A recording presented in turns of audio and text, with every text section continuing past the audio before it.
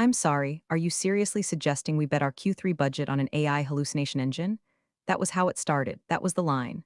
The one that's been etched in my skull like a scar ever since.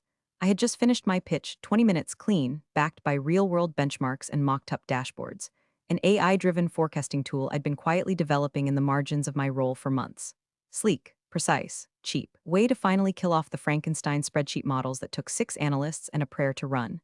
The room was silent, not the good kind. The kind that makes your ears burn. Then came the laugh. A short, nasal snort from Mark, the director with a Harvard degree and a Sears Roebuck soul.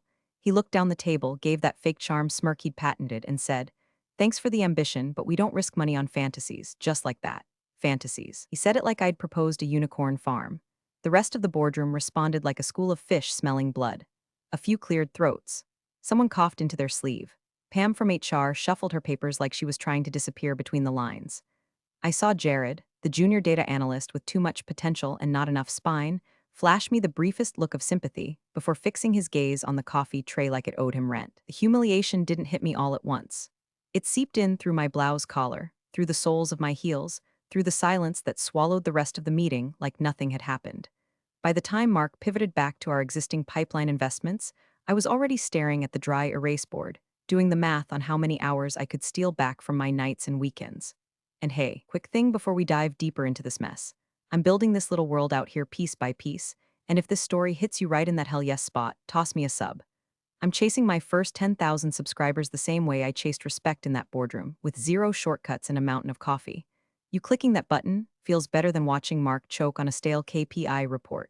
Anyway, I nodded, said nothing, and packed up my notes. Not the deck, I had memorized it all. I left the printed version on the table like a corpse for the janitor. I walked out, hit the elevator, and smiled for the first time in weeks. You want to call something a fantasy? Fine. I'll build it into a reality so big, you'll choke on your own denial. That night, I pulled out the napkin sketches I'd made during boring Zoom calls. Flowcharts. A logic engine I'd been tweaking for fun. Crude UI I'd mocked up using free design tools. I poured myself a drink, opened my busted old laptop, and created a new folder. Not a fantasy AI, the next 3 hours flew by. I mapped the first data input pipelines, sourced public demand signals from retail and logistics APIs, and slapped together a basic neural model architecture. Nothing pretty, nothing proprietary, but mine. Meanwhile, back at work, the finance team was beta testing a $2 million system from a consulting firm that required a 3-week onboarding call and a blood pact to make a single adjustment. I started wearing a new mask at work, burnout. Easy to fake when corporate life already sucks your soul through a spreadsheet. I began dodging extra projects, pleading mental bandwidth during planning meetings. No one asked questions, except Jared.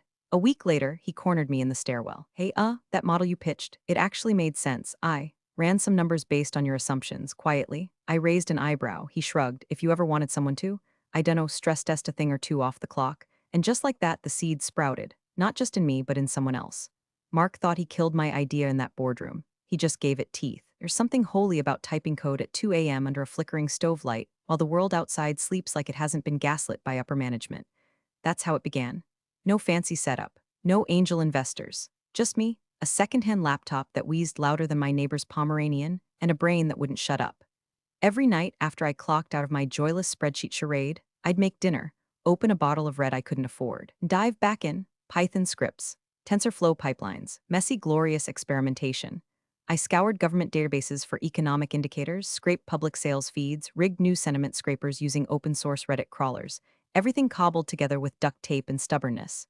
Nothing touched my work laptop, not a line of code, not a whisper of an idea. I bought a burner email, a new Notion account, even registered a random domain with one of those sketchy coupon sites. I was more careful than a felon on parole, because I knew the company's IT team, nosy, bored, and loyal to Mark. All it'd take was one slip and they'd brand me a data security risk, which is corporate for we found a reason to kill your career. I tracked every expense. A $19 subscription to a server host, $12.99 on a keyboard because the old one stuck on backspace, $32 for Thai food because sleep is optional but curry isn't. My savings took hits, but my soul, it started breathing again, and for the first time in years I felt alive, not performatively productive, not linked in certificate productive. Actually building something. Every new line of logic brought the tool closer to what I saw in my head. A forecasting engine that didn't just regurgitate stale assumptions, it adapted. Learned. Understood nuance in human behavior. Not some AI-powered word salad, but the real deal. Meanwhile, back at the office, I watched the company piss away $2 million on a bloated predictive insights suite from a firm whose name sounded like a pharmaceutical side effect. The onboarding was a joke. I sat in 7-hour meetings with transformation leads who explained basic regression models like they were delivering the Ten Commandments. Once, during a demo, the consultant proudly showed off how the system could predict demand spikes using lunar phase alignment. I kid you not. I wrote in my notes, full moon equals sales of adult diapers surge. No one laughed. No one blinked. They nodded. Mark said, now that's innovation. I wanted to scream, but instead, I smiled because I knew the cracks were forming. The system had already missed its first internal deadline. The team had started pulling late nights trying to backfill missing variables the consultant hadn't accounted for. Finance was quietly complaining that the real-time dashboard lagged by 6 hours. And there I was, sitting through these slow-motion disasters with a half-finished version of my own tool, quietly humming along on my home machine. It wasn't pretty yet, but it worked. It adjusted predictions in near real time based on inventory snapshots and social trends. One night, I fed it 3 weeks of Etsy seller data, and it correctly flagged a mini boom in customized pet urns. Grim, yes, accurate, scarily so. I stopped asking for new projects. When people asked how I was doing, I said just, burn out, and watched them nod solemnly, eyes glassy from their own death by PowerPoint existences. The rebellion wasn't loud. It wasn't fire and fury. It was quiet, focused, underground, and it was growing claws. The first time someone used my tool and didn't know my name, I almost cried. I just uploaded the MVP, minimum viable product, maximum midnight sweat. It ran through a janky UI on a discount server, held together with open source plugins and desperate prayers. I branded it with a fake startup name, Clairvoyant Metrics. The logo, AI generated. It looked like a horoscope app had slept with a spreadsheet. No bio, no photo, just a slogan, smarter forecasting. No fortune tellers required. Then I walked away from the keyboard, poured myself 2 fingers of bourbon, and waited for silence. Except there wasn't silence. That same night, an indie bookstore in Colorado signed up and uploaded 6 months of sales history. It wanted help predicting holiday traffic and inventory needs for signed copies of niche horror authors. My tool spit out a result in under 3 minutes. The reply came 2 hours later, holy S. This is better than what we pay Shopify Premium for. I reread that email 11 times. Then I started pacing. Because here's the thing nobody tells you when you chase your wild little idea into the wilderness. When it works, it doesn't feel like triumph. It feels like panic. Like you're holding a lit firecracker with no idea when it'll go off. More businesses trickled in, freelancers, small logistics shops, even a guy who ran 4 gas stations in Arizona and wanted to stop overordering hot Cheetos on weekends. I kid you not. My AI flagged a pattern tied to local high school football schedules and suggested reallocation based on kickoff dates. He wrote back, I don't know who you are, but I think I love you. Emotionally, I was on a seesaw. One minute I was grinning like a lunatic in my kitchen. The next, I was checking my burner email like it was a bomb. Every time someone used the system, I imagined a lawyer from work busting through my door yelling about NDAs and unauthorized IP replication. But no one came, and more users did. They started asking for features. Filters for SKU clusters, a confidence slider. I stayed up till 3 a.m. most nights, shipping changes, patching bugs, writing rough facts that made me sound like a real company and not one woman in Target sweatpants with a dream and a dangerously high caffeine tolerance. A community started forming, quiet, weird, loyal. They'd comment on each other's feedback, trade hacks, ask when I'd add visual dashboards. I watched it all happen in a little forum I built using a plugin that hadn't been updated since 2018. My imposter syndrome tried to claw back in. But the data didn't lie. People liked this. Meanwhile, back at my corporate circus tent, reality was catching fire. Mark's $2M enterprise forecasting solution had just completely flubbed Q3 planning. The error didn't account for international shipping disruptions from port slowdowns in Southeast Asia. You know what did? Mine. I had coded a Reddit-driven sentiment trigger for logistics news just for fun. The hot Cheetos guy saw it. Mark, he was too busy yelling at procurement. The office was in quiet panic. Slack channels exploded with terms like emergency variance analysis and manual reconciliation. They started calling all-hands meetings with 4 different consultants. One of them even pulled up a whiteboard and said, has anyone here considered exploring alternative models? I almost laughed out loud. Instead, I sat in the back of the room, sipping burnt coffee, watching them drown in their own safe decisions. They didn't want to risk money on a fantasy? Turns out, reality's way more expensive. First time I showed up late to a 9 a.m. strategy sync and nobody said a word, I realized something. I had successfully become invisible. Not fired, not missed, just unnoticed, and I leaned into it like a woman slipping through a crack in the system. I wasn't lazy, I was strategic. I called it conservation mode. Where once I'd led cross-functional whiteboard frenzies with color-coded charts and unnecessary optimism, I now sat with my mic off, camera off, typing good point in chat, while batch processing beta feedback for clairvoyant metrics on my phone. My job had become the background hum in my life, ambient noise I tolerated while building something that actually mattered. Whenever anyone did ask questions, why wasn't I taking the lead on quarterly planning? Why did I turn down that new internal committee on forecasting best practices? I'd sigh and use the most bulletproof excuse in corporate America. I think I'm just a little burnt out. The overhead is crushing lately. Boom, sympathy unlocked. No further questions. The beauty of corporate burnout is no one really wants to fix it. They just want to acknowledge it, murmur some faux concern, and move on before they catch it too. I became a ghost with benefits. Direct deposit still hit every Friday. Health insurance, intact. And while the office flailed over why their fancy tool missed demand by 18%, I spent my weekends building a roadmap for something 10 times smarter and alive. Every small win in my secret life added fuel. New feature request, shipped. Bug report from a pet supply chain in Oregon, fixed in 2 hours. A tiny European wholesaler reached out to thank me for helping them finally see daylight in their inventory. I reread that line 5 times and felt something spark deep in my chest. Maybe hope, maybe vengeance. And then it happened. I was scrolling LinkedIn during a fake note-taking break in a budget alignment meeting when I saw it. A notification, redacted like a post from Clairvoyant Metrics. I froze. The name was familiar. A senior partner from a consulting firm we'd pitched to last year. Back when Mark was still calling my prototype a glorified Excel macro. That partner had been in the room when I pitched the first iteration.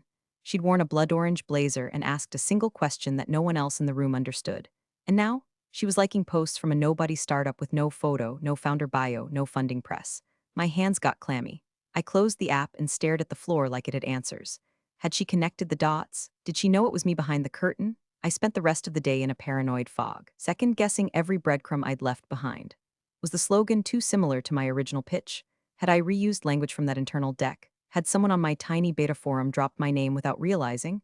That night, I sat in bed with my laptop, running background checks on myself, Googling fake aliases, testing LinkedIn searches, clearing cache, logging in from incognito tabs. I wasn't being hunted, yet, but the shadows were shifting. Someone out there saw what I was doing, and they didn't look away. But instead of shutting down or pulling back, I felt electric. For once, I wasn't hiding in fear. I was building something real, dangerous, desired. If she had recognized the work, it meant I wasn't just spinning in my own delusion. It meant the tool had weight, resonance. It meant I was no longer just playing defense. The job, it was a paycheck and a badge swipe. But my real work, that was out there, breathing, evolving, and people, important people, had started to notice. Mark once told me no one remembers who almost changed the game. Funny thing is, he was right. It was supposed to be just a quiet little AMA. I'd posted it under a burner account on r/saws, something innocuous like I built a niche forecasting tool for small businesses, ask me anything.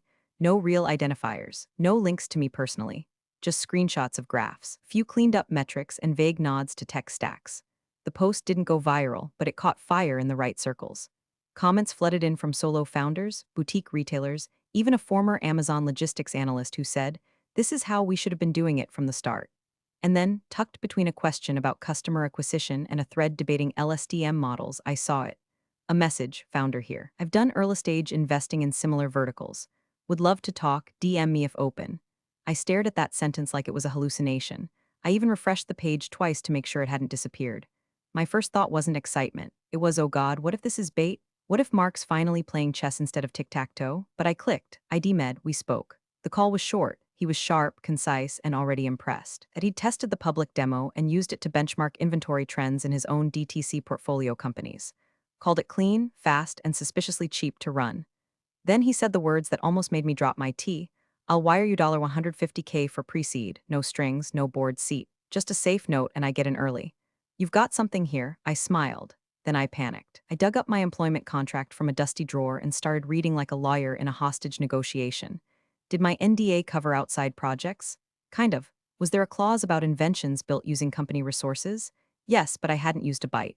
Could they argue conflict of interest? Maybe if they knew, but they didn't, because I was a ghost, a burnout, reliable shadow in team meetings with nothing controversial to say, and a stress ball always within reach.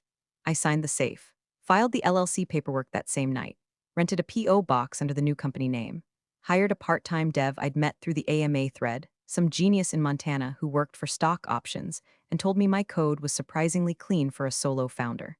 I told him I wrote most of it after midnight, fueled by rage and leftover pad thai. He said that tracked. With real cash came real pressure. We migrated to better infrastructure, replaced our sketchy hosting with something that wouldn't implode under traffic, and started mapping out a beta rollout. The dev added a plugin for Shopify and a Stripe integration in under a week. I cried at my desk like a proud mom watching her kid ride a bike made of algorithms. Meanwhile, in the helmet that was still my day job, the broken forecasting system was now on fire, publicly. Sales missed targets by 14%. Marketing had no idea what to promote next quarter. And finance had begun issuing polite but menacing slide decks titled Reassessing Predictive Infrastructure. And where was I? Assigned to damage control. Mark tossed me into a tiger team like a last-ditch Hail Mary, thinking I'd be useful now that we were pivoting towards solution-neutral input structures. That's corp speak for our expensive toy broke, and we need someone to make it look intentional. So I sat in meetings, silently watching as overpaid consultants reverse-engineered spreadsheets I could have replaced with 3 API calls and a working neural net. One VP suggested building a temporary manual override workflow. I muttered, "So, Excel?" He didn't laugh. I nodded, took notes, offered nothing. All while knowing that on my second screen, hidden behind Slack and a fake spreadsheet, I was watching Clairvoyant Metrics onboard 5 new users and close our first $900 monthly subscription. One of them was a wine distributor in New Jersey who called the dashboard damn near psychic. I couldn't tell anyone, not yet, but inside I wasn't just surviving anymore. I was sharpening the knife. Hit the trade journal on a Tuesday, right between my first cup of stale office coffee and a passive-aggressive email about Q4 timelines. A dark horse in forecasting, the AI tool indie retailers swear by. No founder name, no backstory, just a sleek screenshot of Clairvoyant Metrics dashboard, my dashboard, pulled from some early users' LinkedIn post. The article called it shockingly intuitive, nimble, and a credible threat to bloated incumbents. I stopped breathing halfway through the second paragraph. That article, it was blood in the water. Within hours, our little anonymous support inbox lit up. Most were curious customers or cautiously excited boutique brands. But one made my fingers lock around my mouse. Hi, Clairvoyant team. We're conducting early-stage tech evaluations and would love to schedule a short demo of your product. Let us know your availability. Team Bluepoint Analytics. Bluepoint, them. Our company's largest direct competitor. Bigger, faster, meaner. The same firm that had poached 2 of our senior leads last year. The same firm Mark used to snidely call our overfunded little cousins. I checked the email twice for signs of spoofing. Triple-checked the IPS. It was real. And my guts twisted like a wrung-out towel, because this was it. This wasn't beta users and Reddit geeks anymore. This was Warzone territory. And I wasn't even wearing armor. I was still pretending to care about internal brand cohesion decks at my day job. I set up the call using a spoof scheduling link and routed everything through a fake founder alias. Clara V, no webcam, no logos, just audio and screen share. My voice, filtered through an AI modulator I'd paid $47 for the night before, pitched slightly lower, with an accent toggle to mask inflection. When the call started, 3 men from Blue Point joined, tense, polite, predatory. The first guy tried to corner me with tech lingo. What kind of recursive learning rate adjustment are you running for delayed input windows? I gave him just enough to sound real, just enough to confuse him. We used time-weighted dropout smoothing over Bayesian flux. Keeps the margin of error sub 4% across downstream variability. Which was technically true, also technically something I invented while drunk on boxed wine.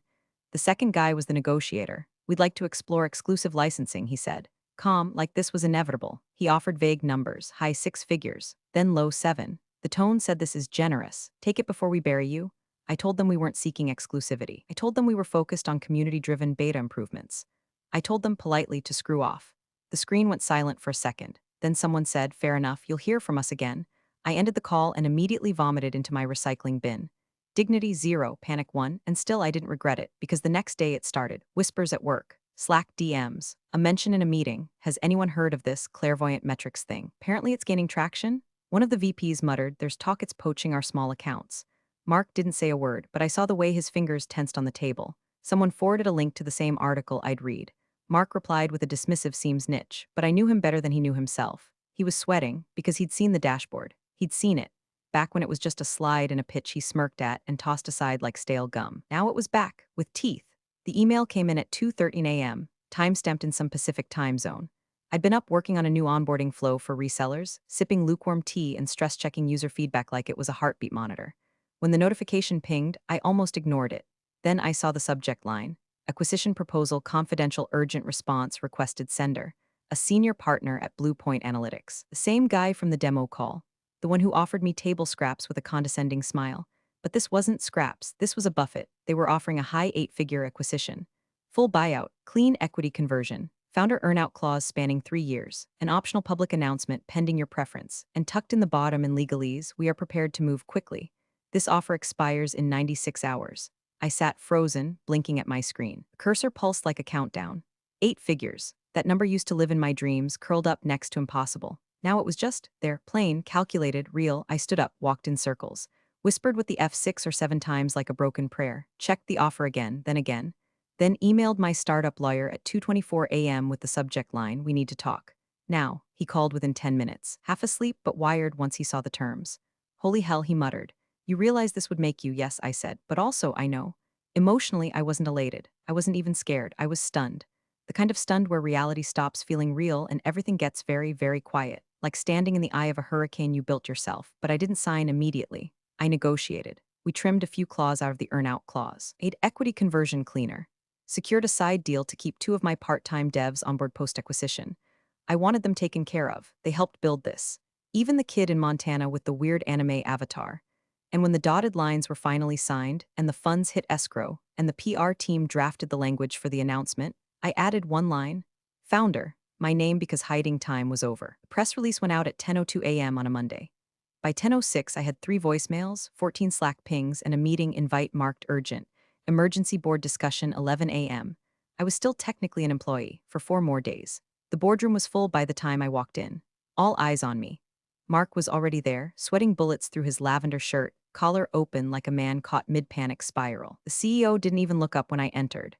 He just flipped through a printed copy of the announcement, then glanced across the table at Mark. "You said no to this?" Mark tried to speak, mouth opened, hands fidgeting, but nothing came out. Just that deer-in-the-headlights wheeze of a man watching his legacy get bulldozed by something he once called a fantasy. I didn't sit. I didn't need to. I stood there, calm, composed, electric with purpose. It said only this: I have 4 days left on payroll. Let me know how you'd like to use them. And then I walked out. Not to my cubicle, not to my old desk, but to the elevator, to my own office, to my new life. The one Mark said was impossible. The next time I walked into that boardroom, it wasn't as an employee. It wasn't even as a guest. It was as the founder of Clairvoyant Metrics, now a wholly owned subsidiary of Blue Point Analytics, valued at just shy of 9 figures, with my name in bold on the press release and a stack of contracts that made it clear. I wasn't here for promotion. I was here because I won. The room was colder than I remembered, more sterile, or maybe that was just the difference between being owned and being in charge.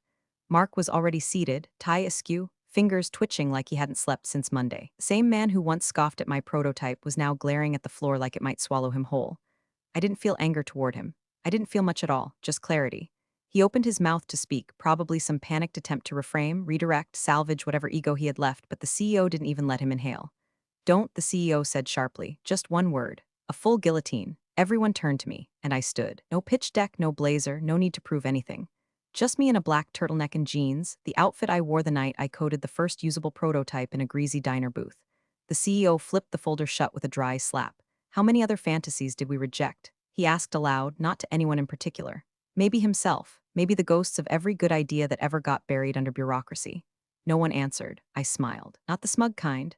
The kind you wear when you finally get a breath of clean air after years underwater. I took one last look at that long table, the fake plants in the corner, the lukewarm coffee sweating in carafes no one ever washed properly. "Thank you for the severance," I said, soft but clear. It helped keep the servers running those first few months. A few people chuckled under their breath.